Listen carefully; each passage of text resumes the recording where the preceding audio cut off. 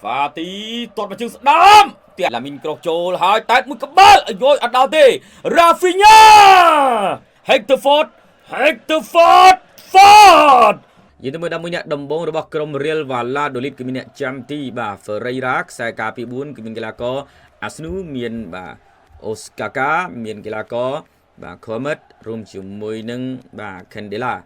បម្រើការពារម្នាក់ឯងគឺមានបាទ Zurich បម្រើប្រយុទ្ធដាក់4នៅខាងលើគឺមាន Moro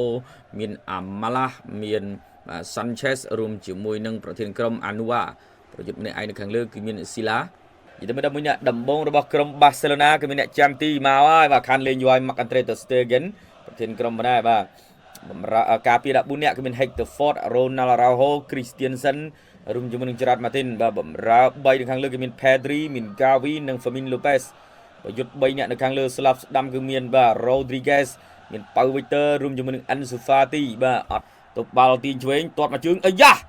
បាទកាត់ចូលទៀតអើយទាត់មកជើងចូលអូយអត់ទេនៅតែបន្តដាក់គំនាបពី Valladolid បាទទាញឆ្វេងដាក់មកជើងឆ្វេងអូយ Valladolid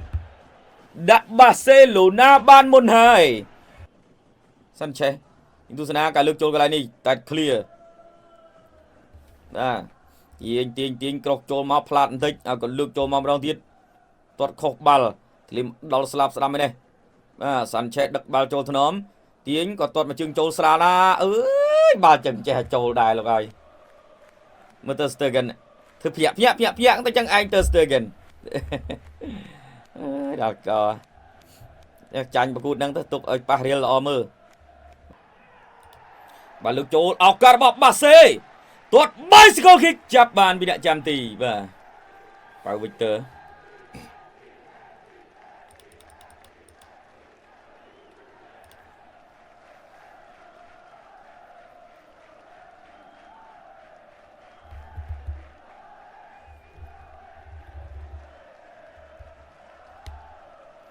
Benfica លេងម៉ោង2បាល់ចលងលើកបានមក Valladolid ប៉ះឆ្វេងមកល្អណាស់ទៅហើយឱកាស Valladolid ថែមមួយទៀតអត់កើត Ter Stegen សង្គ្រោះប៉ុន្តែឲ្យតែរបូតមកគ្រាប់ចឹង Barcelona លេងល្អមើលបាទលើកចូលមកឱកាសតេ Corner kick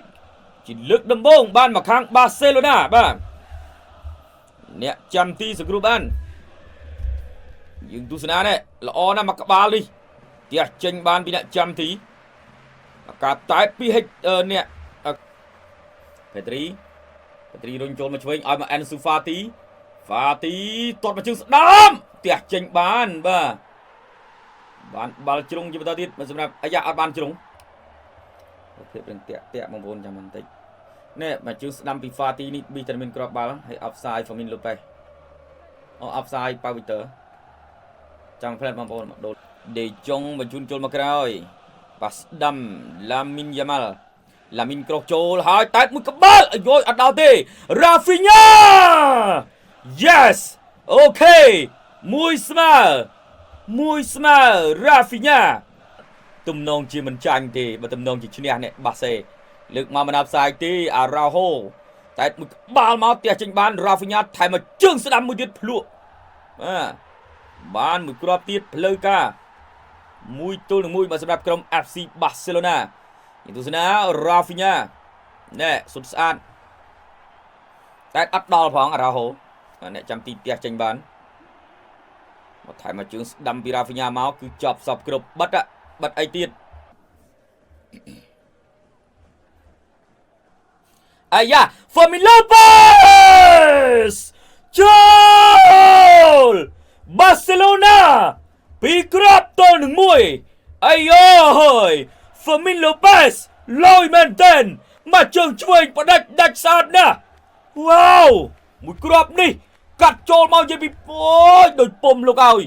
Barcelona តាំងពីតង់ទី1បន្ទូជាណែយើងទស្សនា Lamine បានជួយមកឆ្វេងក៏បន្តបានបាល់ប៉ះឆ្វេងដៃណែយើងទស្សនាមកជួយមកឆ្វេងដៃមកកាត់ចូល Fermin Lopez អូយលេងមកជើងនេះគ្មានសល់ទេដែរស្អាតណាស់បាទមកជើងឆ្វេងនេះ Fermin Lopez បាទទោះជា Valladolid នាំមុខ 1-0 តាំងពីវគ្គទី1ក៏ដោយក៏ប៉ុន្តែនាំមុខឲ្យ Barcelona បត់តារាងលេងម្នាក់ឯងអគុត អត់មានមកលេងតុបអត់មានទុកមុខឲ្យម្ចាស់ផ្ទះទេបាទមកបុកយកហ្មងចូលមកអត់ទេកន្លែងនេះឡាមីនយ៉ាម៉ាល់វាយកែងមួយទៅហើយកន្លែងនេះ Hector Ford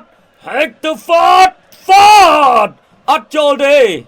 ប៊ីកបាន3គ្រាប់ Hector Ford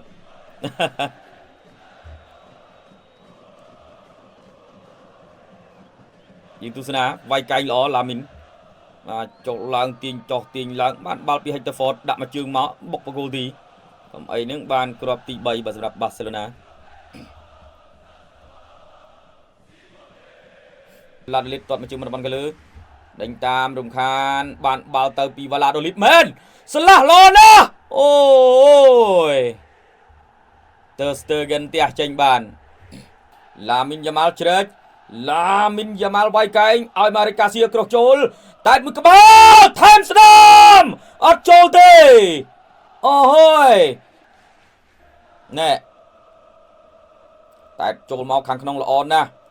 បាទថែមពីឡាមីនយ៉ាម៉ាល់មកនៅសល់ខ្សែការពារបាទទាត់ឃ្លៀវិញបានប៊ីតែមានរឿងធំគ្រាប់បាល់ទី3របស់ក្រុមបាសេឡូណាអត់អាចកើតឡើងគ្រាប់ទី3តាដេនីអុលម៉ូទះចេញបានដេនីអុលម៉ូបាទចំគោលដៅល្អតែអ្នកចាំទីសង្គ្រោះអ្នកចាំទីល្អវិញអុលម៉ូមកជើងស្ដាំនេះកោងចូលដែរក៏ប៉ុន្តែអ្នកចាំទីដឹងខ្យល់តែញ៉ាកដាលឲ្យ free kick បាទតារ៉ាហ្វីញ៉ាគ្រាប់ទី3អត់ចូលទៀតអើយបាទចប់ការប្រកួតបាសេឡូណាបន្តបាទបាន3ពិន្ទុនៅឡាលីកាទៀតបាទប៉ុណ្ណឹងគឺវេទនារៀលម៉ាឌ្រីតដេញទៀតណាវេទនាទៀតហើយ